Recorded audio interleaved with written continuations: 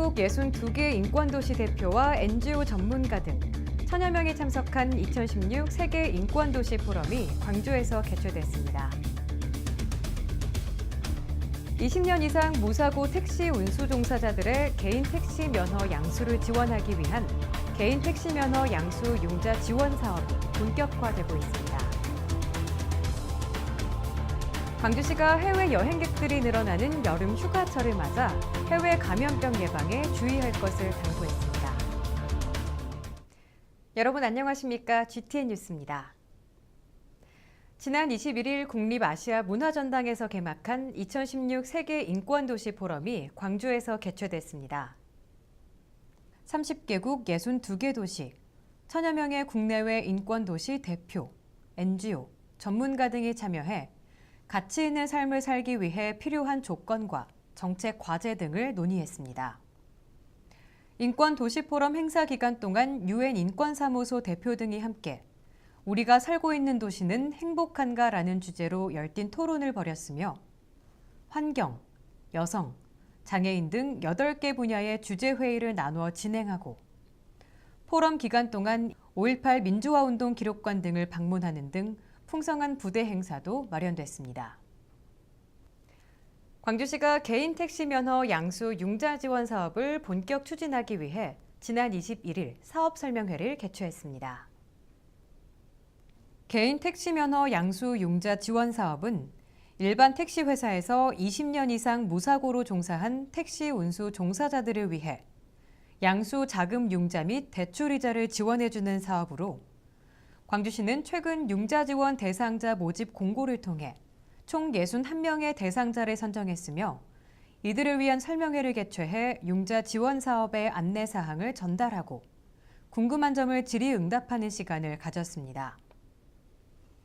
이번 사업 추진으로 무사고 택시 운수 종사자들의 오랜 염원인 개인 택시 면허 양수가 일부 실현되고 대출이자 지원에 따라 경제적 부담이 완화될 것으로 기대됩니다. 광주시가 여름 휴가철을 맞아 해외 여행객들을 대상으로 해외 감염병 예방에 주의하라고 당부했습니다.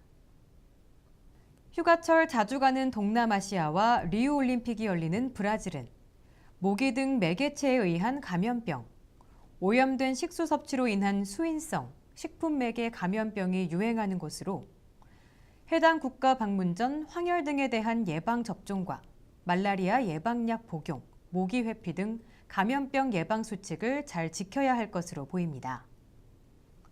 또한 입국 시 설사나 고열, 기침 등의 증상이 있을 경우 공항과 항만 국립검역소에 신고하고 가까운 의료기관을 방문할 것을 당부했습니다. 다음은 GTN 단신입니다.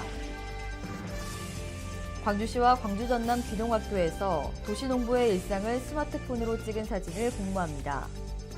공모 사진은 텃밭에서 가족들과 함께 경작하며 찍은 사진, 경작하며 가꾸는 재미 등이 표현된 사진으로 우수작들은 그에 대한 상품을 수여합니다. 신청은 오는 9월 18일까지 도시농업박람회 홈페이지로 접수하면 됩니다. 광주시가 온실가스 진단 컨설팅에 참여할 비산업부문 사업장을 공모합니다. 모집 규모는 가정 2,700세대, 상가 270곳, 학교 26곳이며 참여 사업장은 실질적인 에너지와 온실가스 감축이 이어질 수 있도록 조력자 역할을 하게 됩니다. 신청은 오는 8월 31일까지 광주시 기후변화 대응과로 접수하면 됩니다. 광주시가 제24회 기술장을 선발합니다.